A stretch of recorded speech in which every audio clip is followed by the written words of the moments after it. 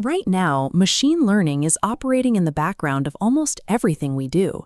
It's sorting through billions of search results on our phones, identifying anomalies in medical scans, and helping vehicles navigate busy intersections in real time. But for decades, basic visual tasks were a massive roadblock.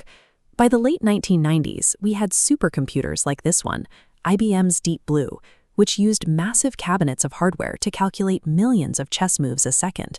Yet even with all this power, these machines couldn't reliably detect a puppy in a photograph. To us humans, recognizing a puppy takes no conscious effort because specialized sensory modules in our brains process high-level features before we even register what we are looking at. By the time an image reaches our awareness, the hard work of perception is already finished. Computer scientists realized that writing rigid line-by-line code wasn't the answer. To build a machine that could see, they needed to move away from pre-written rules and instead mimic the architecture of the biological brain. This required abandoning traditional programming in favor of artificial neural networks, systems that could learn to identify patterns on their own rather than following a human's instructions. This is the biological neuron. Cells receive signals through dendrites. If the input is strong enough, the cell body passes its signal down an axon. It acts as a gate, firing only if it receives a sufficient number of signals. In 1957, researchers translated this into a mathematical model, the artificial neuron. Numeric inputs receive specific weights. These values are summed and passed through a step function. If the sum crosses a threshold, the neuron fires an output.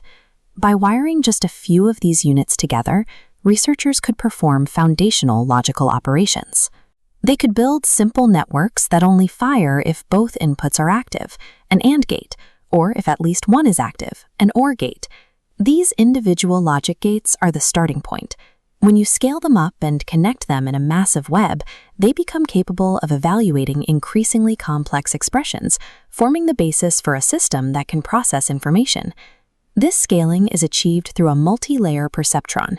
Data enters through an input layer, passes through multiple hidden layers of artificial neurons, and finally reaches an output layer to produce a prediction. This hierarchy allows the network to learn in stages. The lower layers identify simple lines and orientations.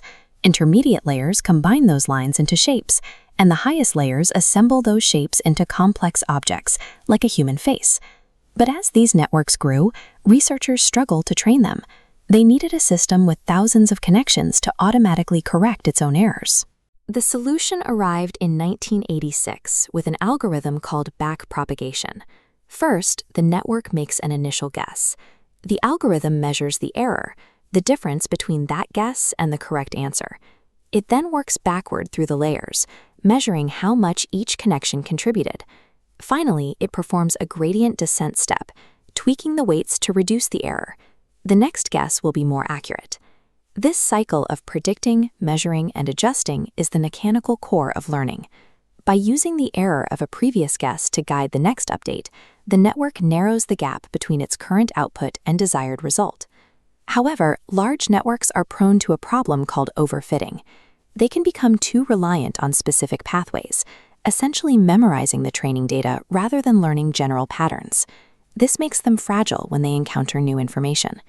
Engineers solve this with dropout. During training, they randomly deactivate about half the neurons.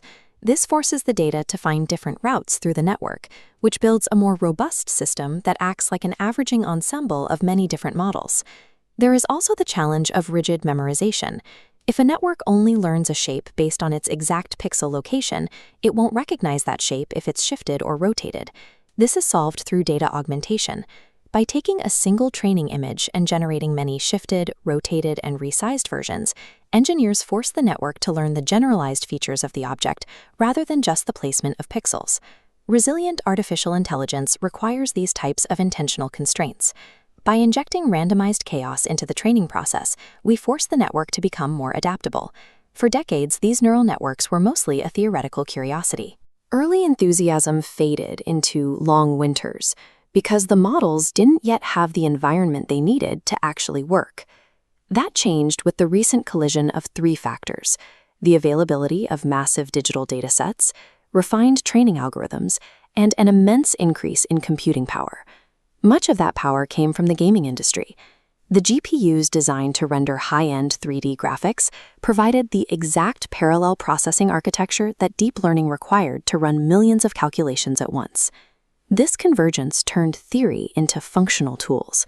Tasks that were once considered computationally impossible, like real-time image recognition, could now be solved using consumer-grade hardware. The results are now visible across society. We've moved from basic research to systems that can outperform human experts in medical diagnostics and translate dozens of languages in real time. Contrast the rigid chess computers of the 90s with modern networks that have mastered the game of Go.